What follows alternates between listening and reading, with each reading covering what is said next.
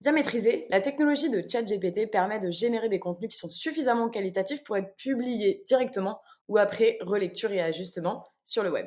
Et je pense que tu seras d'accord, si tu crées du contenu, c'est pour être plus visible sur Google et connecté avec de potentiels clients. Et pour ça, il faut que Google aime tes contenus et ait envie de les référencer.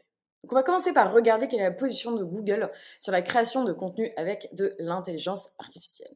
Eh bien, Google s'est prononcé sur le sujet en février 2023 et qu'est-ce qu'ils disent? Ils disent qu'ils vont récompenser les contenus de haute qualité, quelle que soit la façon dont ils sont produits. Donc, concrètement, Google ne dit pas qu'il est contre l'IA. D'ailleurs, ils vont sortir leur propre intelligence artificielle. De toute façon, ils n'ont pas le choix puisqu'ils vont sortir une IA pour concurrencer l'intégration de ChatGPT à Bing. En revanche, ils affirment que l'enjeu, c'est que le contenu généré par l'IA soit qualitatif. Ils visent à récompenser les contenus originaux de haute qualité qui répondent aux critères de ce qu'ils appellent AT, l'expertise, expérience, légitimité, fiabilité. Soit, qu'est-ce qu'il y a à comprendre? Ils veulent éviter que des robots créent du contenu pour des robots afin que les réponses qui soient données soient véritablement qualitatives pour un humain. Alors, ça veut dire quoi? Ça veut dire d'une part que le contenu devra être toujours plus original et utile. Ils vont faire comme avec le plagiat ou le contenu dupliqué, ce sera autorisé, mais le contenu de pauvre qualité sera déprécié. Donc, tu ne devrais pas te reposer uniquement sur l'IA, mais vraiment l'utiliser en support pour créer du contenu qui n'existe pas et qui est utile pour les internautes. Et secondo, c'est comme la suroptimisation en SEO. Si tu en fais trop, Google prend ça pour du spam. Donc, le deuxième enjeu, si tu utilises l'IA dans la stratégie SEO, c'est qu'il faut que ça paraisse humain.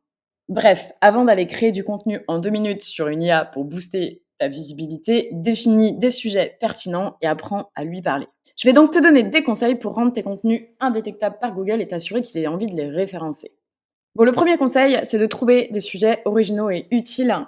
Pour ça, je t'invite à regarder ma formation SEO gratuite. Je te donne des méthodes, notamment parmi celles-ci, utiliser la recherche Google sur les questions posées vis-à-vis de ton produit ou service. S'il y a des questions posées et que les résultats de recherche proposés sont imprécis par rapport à la question, c'est une bonne opportunité pour créer du contenu utile. Tu peux aussi analyser les contenus qui performent bien chez tes concurrents et aborder le sujet sous un angle différent. Si par exemple tout le monde parle des avantages d'un produit, parle des limites. Tu peux aussi t'aider de Enter the Public pour trouver des questions que les gens se posent et y répondre. Bref, avant de générer du contenu, déjà, assure-toi qu'il n'y ait pas 1000 réponses sur le même sujet, que ça va intéresser tes interlocuteurs et donc que ça va intéresser Google. Deuxième conseil, entraîner ton IA avec les bonnes instructions. Parce que déjà, qu'est-ce que font les humains que l'IA ne fait pas? Eh bien, ils sont imparfaits. Lorsque nous écrivons, notre vocabulaire n'est pas aussi enrichi qu'un robot. On a tendance à compliquer les choses. Notre esprit de synthèse, il n'est pas aussi bon qu'une IA. Et notre manière d'écrire comporte de nombreuses variations. On se lance dans un paragraphe super long, puis 2 phrases, ce n'est pas constant. Donc maintenant que tu as ton sujet, on va générer du contenu avec ChatGPT, mais on va lui donner des instructions spécifiques.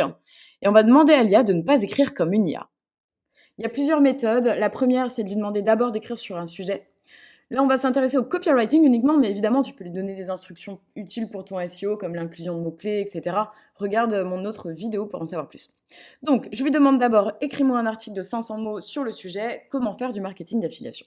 Là, comme tu peux le voir, l'article est bien construit, il y a une introduction, des étapes sous forme de liste, une conclusion, le texte est bien découpé, les phrases sont courtes et synthétiques. Et maintenant, je vais tout simplement lui demander de me réécrire l'article pour qu'il ne soit pas détecté comme étant du contenu généré par une IA, par les détecteurs d'IA. Et là, déjà, tu vois que l'article prend une nouvelle forme. On a des paragraphes plus ou moins longs, des phrases plus ou moins longues. Il y a plus de variations dans la manière dont le contenu est écrit. Pareil, tu pourrais lui demander de réécrire l'article comme si tu étais un rédacteur humain écrivant pour son blog à la première personne sur un ton enjoué avec originalité ou fais en sorte que cela ne ressemble pas à un texte écrit par ChatGPT 3. Tu vas voir que sur la version de ChatGPT 4, il y a quand même plus d'originalité, mais c'est vrai que sur la version 3, moi je trouve qu'en y mettant plus d'instructions, plus d'émotions, déjà on ressort avec des choses qui paraissent plus humaines. Bon, maintenant je vais insister sur cette histoire de variation de la longueur des phrases et des paragraphes hein, et la perplexité ou la complexité de l'écriture, tout simplement parce que c'est les deux gros critères sur lesquels les détecteurs d'IA se basent pour évaluer si le contenu il est humain ou qu'il vienne d'une intelligence artificielle. Une autre instruction possible pourrait être réécrit le texte suivant, écrit comme une langue humaine, plus parlée, plus de sauts de ligne.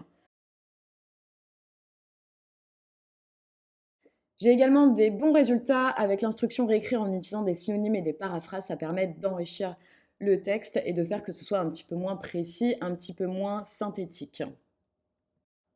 Une variation de cette même instruction pourrait être: ChatGPT, peux-tu paraphraser cet article, utiliser des mots aléatoires et des mots rares, écrire plus comme un humain? Ou encore lui donner un contexte d'écriture plus précis. Par exemple, peux-tu écrire cet article comme le ferait un humain de 22 ans? Là, tu vas voir que le vocabulaire, choisi, il est, assez différent. Yo les gens, vous cherchez un moyen cool et créatif de se faire de l'argent sur internet. Bref, là, ça va clairement changer la tonalité du copywriting. Je te mets à l'écran les instructions qui ont le mieux fonctionné pour ajuster le rendu de mon article et le rendre plus humain. Comme tu le vois, c'est surtout lié à des caractéristiques techniques, mais bon, c'est normal parce que ce sont des robots. Ils ont encore du progrès à faire, notamment sur la détection des contenus d'intelligence artificielle, qui va d'ailleurs être le troisième point que l'on va aborder. Je te dis ça parce que j'ai fait de nombreux tests de détection d'intelligence artificielle et je te conseille de pas t'y fier. J'ai d'abord fait des tests avec des contenus anglophones et les techniques que je t'ai montrées ci-dessous fonctionnent bien et passent les tests. En revanche, la plupart ne sont pas entraînés sur la langue française, donc les résultats sont très peu fiables. Je te montre par exemple avec Draft and Goal. Donc là, je vais prendre ce premier article. Ok, je le copie là, je l'analyse et il me dit que ça a très probablement été écrit par un humain. Non, pas du tout. Et là, pour le coup, il y a vraiment des marques d'IA. J'ai aussi testé un de mes articles de blog qui a été écrit manuellement et il me prend pour une IA à 88%. Sur la totalité de mes textes, le seul qui était en général pas trop loin de la réalité, c'était Compilatio sur du francophone. Après, bien sûr, si vous êtes sur de l'anglophone, eh bien, vous pouvez carrément utiliser le détecteur d'IA d'OpenAI qui s'appelle AI Text Classifier. Mais là, c'est vraiment pour de l'anglophone. Donc voilà, prudence quand même sur ces vérifications-là. D'après moi, ils prennent très peu de variables. Essentiellement, ils prennent en compte la perplexité, les variations de la longueur de phrase, mais ça va à peine plus loin et je trouve que c'est pas suffisant. Aucun doute que dans un futur proche, ce sera probablement plus fiable, mais pour le moment, je trouve que ce n'est pas le cas. Et j'en viens donc à mon quatrième conseil, la relecture et les ajustements manuels. Bien que cela rende potentiellement la tâche plus longue, c'est sûr que relire et modifier ton contenu après avoir rédigé l'article à l'aide de ChatGPT, c'est un bon moyen d'insuffler un aspect humain créatif dans l'écriture. Voilà, donc sans y passer des heures, eh bien, tu peux quand même ajuster un petit peu la tonalité, mettre deux, trois petites phrases qui sont un peu plus conversationnelles, humaines, voire avec deux, trois blagues. Et déjà, ça va donner un caractère humain assez rapidement à ton texte. Et enfin, dernier conseil, eh bien, utilise une IA spécialisée. Il n'y a pas que ChatGPT. Je t'ai déjà mentionné Jasper AI dans les outils marketing que j'utilise. Le gros avantage, c'est que tu peux rédiger des articles de blog de 1000 mots en 2-3 minutes sans rien faire grâce à la puissance de leur intelligence artificielle. Et moi, j'utilise aussi en combiné Surfer SEO. Parce que Surfer SEO va plus loin dans l'optimisation pour le référencement naturel. Surfer SEO, ils vont sortir leur IA aussi, hein, ils sont en bêta test actuellement, donc patience. Mais en attendant que Surfer SEO sorte véritablement son IA, tu peux intégrer Surfer SEO à Jasper AI. Ça va te permettre d'obtenir en un clic tous les mots-clés les plus pertinents avec lesquels tu vas pouvoir optimiser le SEO de ton contenu grâce à Surfer SEO. Donc, en plus de pouvoir générer du contenu rapidement, il sera optimisé SEO. En gros, qu'est-ce qui se passe? Eh bien, le logiciel regarde en fait les 10 premiers articles sur une requête donnée pour produire du contenu original en intégrant les mots-clés support et en adaptant la densité de mots-clés pour éviter la suroptimisation. Bref, deux super outils pour créer du contenu rapidement et que Google va aimer. Et pour le coup, j'ai fait des tests sur du texte anglophone, ça passe super bien les détections d'IA.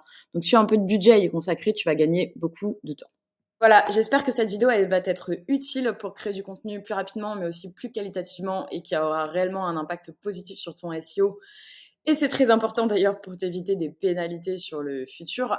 Après, ces outils-là, ils évoluent très vite, hein, donc je referai probablement d'autres vidéos sur des nouvelles instructions, etc., pour améliorer ton utilisation de ces IA. Dites-moi si vous avez des retours, si vous l'utilisez, si vous créez du contenu avec, si vous voyez votre trafic augmenter grâce à ces techniques-là. Et puis, je vous dis à très bientôt pour d'autres tests, d'autres instructions dans une prochaine vidéo. N'oublie pas de t'abonner à la chaîne.